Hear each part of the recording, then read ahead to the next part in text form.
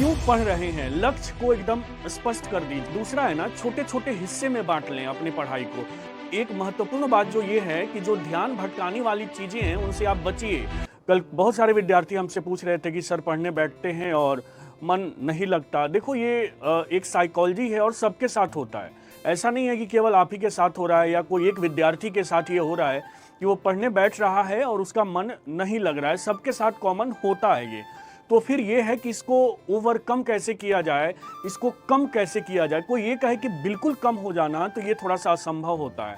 ठीक है, इसको कम कैसे किया जाए, ओवरकम कैसे किया जाए और बिल्कुल मिनिमाइज कैसे कर दिया जाए। तो सबसे पहले जब भी आप पढ़ाई करें ना, ध्यान दीजिएगा, तो क्यों पढ़ रहे हैं, लक्ष्य को एकदम स्पष्ट कर दीजिए। जैसे आप कोई सब्जेक्ट पढ़ रहे हैं तो ये टारगेट रखिए कि हम इसमें 90% लाने के लिए पढ़ रहे हैं। क्या हमने बताया? जैसे मान लीजिए मैथ्स पढ़ रहे हैं, साइंस पढ़ रहे हैं, तो दिमाग में रखिए कि हमें इसमें 90% लाना है या परीक्षा में जो भी प्रश्न आएंगे उसको हमें हल करना है और सही हल करना है। तो आप क्या होते हैं, उस सब्जेक्ट से कनेक्ट हो जाते हैं, उस सब्जेक्ट से जुड़ जाते हैं। मेरी बात को समझिएगा। दूसरा है ना, छोटे छोटे हिस्से में बांट लें अपनी पढ़ाई को। जैसे मान लीजिए आप मैथ्स में नंबर सिस्टम पढ़ रहे हैं, तो नंबर सिस्टम के कुछ क्वेश्चन को कुछ समय पढ़िए, फिर थोड़ा सा ब्रेक लीजिए, उसके बाद पढ़िए। यानी कि एक कंसेप्ट के क्वेश्चन हो उसको एक बार पढ़ लीजिए, फिर दूसरे कंसेप्ट के क्वेश्चन को दूसरी बार पढ़ लीजिए। तो इस तरह आप पढ़ाई करेंगे तो मैंने बताया, फिर आप सब्जेक्ट से क्या होते हैं, अटैच होते हैं। कहीं कोई समस्या आती है तो जो भी आपके मेंटोर हैं, शिक्षक हैं, उनसे मदद ले लीजिए।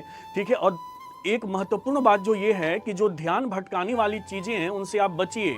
जैसे पढ़ाई के समय आगे मोबाइल मत रखिए टेबल पे, क्योंकि बार बार व्हाट्सएप फ्लैश होता है, मैसेज फ्लैश होता है, आपका जो ध्यान भटकता है। तो उस पर आपको ध्यान रखना है कि जो ध्यान भटकाने वाली चीजें हैं ना उससे दूर रहिए और बीच बीच में ब्रेक लेते रहिए। जैसे 1 घंटा आधा घंटा पढ़ा और थोड़ा सा जाके पानी पी लिया और फिर पढ़ने बैठ गए। ठीक है, और मैं बार बार कहता हूँ कि बीच बीच में आप मोटिवेशन वीडियो भी देखते रहिए। जैसे एक आध 2 दिन पे अगर मोटिवेशन वीडियो देख लेते हैं तो एक अलग से ऊर्जा मिलती है।